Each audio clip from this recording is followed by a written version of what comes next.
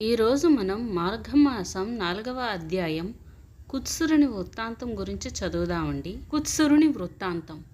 పులి ముఖం గల గంధర్వుని వృత్తాంతమును దిలీపునికి వివరించిన తరువాత మాఘమాస మహత్యం గురించి వశిష్ఠుడు తిరిగి ఇట్లు చెప్పుచుండెను. పూర్వకాలమున కుత్సురుడను పేరు గల విప్రుడొకడుండెను. అతడు కర్దమముని యొక్క కుమార్తెను వివాహమాడెను. కొంతకాలమునకు ఆ దంపతులకు ఒక కుమారుడు జన్మించెను. ఆ కుమారునికి 5వ ఏడు రాగానే ఉపనయనము చేసెను. ఆ బాలుడు దినదినాభివృద్ధి నొందుచు పెద్దలను గౌరవించడం, విద్యాభ్యాసము ఎట శ్రద్ధ చూపుట, నీతి నియమాలను పాటించుట, దైవ కార్యముల అందు భక్తి కలిగియుండుట మొదలగు కార్యములను నెరవేర్చుచు సకల శాస్త్రములను అభ్యసించెను. ఈ విధంగా కొంతకాలం గడిచెను. ఆ బ్రాహ్మణ బాలునకు యుక్త వయస్సు వచ్చెను. అతనికి దేశాటనకు పోవలయునని కోర్కె కలిగి తీర్థయాత్రలకు బయలుదేరెను. అనేక పుణ్యక్షేత్రములను దర్శించుచు సిద్ధులను సేవించుచు మాఘమాసం వచ్చునప్పటికీ కావేరీ నదీ తీరమునకు చేరుకున్నాడు. నా పుణ్యఫలం కొలది ఈ మాఘమాసంలో నాకు కావేరీ స్నాన యోగం లభించినది. ఇది నా భాగ్యం అని విప్ర యువకుడు అనుకొని సంతృప్తి చెందెను. మాఘమాసమంతయు ఇచటనేయుండి అధిక ఫలమును సంపాదించదను అని మనమున నిశ్చయించుకొని ఒక ఆశ్రమాన్ని నిర్మించుకొని నిత్యము ఆ నదిలో స్నానము చేయుచు భక్తితో భగవంతుని సేవిస్తూనే అచటనే కాలం గడుపుచుండెను. ఆ విధంగా నదీ తీరమున 3 సంవత్సరములుండి అత్యధిక పుణ్యఫలము సంపాదించను.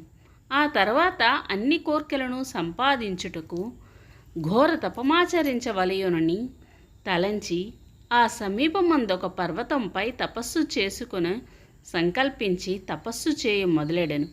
ఇట్లు కొంతకాలము నిష్ఠతోనూ నిశ్చల మనస్సుతోనూ తపస్సు చేయుచుండెను. అతని దీక్షకు శ్రీమన్నారాయణుడు సంతోషించి ప్రత్యక్షమయ్యను. ఆ విప్రయువకుడు కన్నులు తెరిచి చూచుసరికి శంఖ చక్ర గదాధరుడై కోటి సూర్యుల ప్రకాశముతో ఉన్న శ్రీహరి నిండు విగ్రహాన్ని చూశాడు.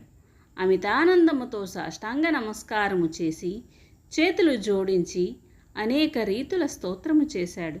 ఈ విధంగా స్తుతించిన ఆ బ్రాహ్మణ యువకుని భక్తిభావమునకు శ్రీహరి సంతోషమంది అతనిని ఆశీర్వదించి ఇట్లు పలికెను. ఓ విప్రకుమారా, నీవు భక్తి ప్రభావముచే నన్ను ప్రసన్నుని చేసుకొంటివి. అది ఎటులనగా, నీవు నిడవకుండా అనేక పర్యాయములు మాఘమాసములో నదీ స్నానము చేసి తపస్సాలురు కూడా పొందని మాఘమాస పుణ్యఫలమును సంపాదించితివి. అందుచేతనే నీపై నాకు గాఢానురాగము కలిగినది. కాన నీకేమి కావలేనో కోరుకొనుము, నీ అభీష్టము నెరవేర్చెదను అని శ్రీమన్నారాయణుడు పలికెను. శ్రీహరి పలికిన పలుకులకు ఆ బ్రాహ్మణుడు తన్మయుడై, ప్రభు, జగద్రక్షక, సర్వాంతర్యామి, ఆపద్బాంధవ నారాయణ, ఆ దివ్య దర్శనము వలన నా జన్మ తరించినది. నిన్ను చూచినది మొదలు నేను ఏ విధమైన సుఖాలు కోరుటకు నా మనస్సు అంగీకరించలేదు. మనుజుడు ఏ మహాభాగ్యము కొరకు జీవితాంతము వరకు దీక్ష వహించును, అట్టి మహద్భాగ్యము నాకిప్పుడు కలుగగా మరొక కోరిక కోరగలనా? నాకింకేమీయూ అవసరము లేదు. కానీ మీ దివ్య దర్శనము నాకు ఎటుల కనిపించినదో అటులనే అన్ని వేళలయందు ఈ స్థలమందు భక్తులకు దర్శనమిచ్చిచుండవలెను. అది ఏ నా కోరిక అని ప్రార్థించెను. శ్రీహరి ఆ విప్రకుమారుని కోరికను మన్నించి నీ అభీష్టము నెరవేర్చదుగాక అని పలికి నాటి నుండి అచటనే ఉండిపోయెను. కొంతకాలమునకు తల్లిదండ్రులను చూచుటకై తన గ్రామమునకు వెళ్ళెను. చాలా దినములకు కుమారుడు వచ్చెనని వృద్ధులై ఉన్న తల్లిదండ్రులు మిక్కిలి సంతోషించి కుశల ప్రశ్నలడిగిరి.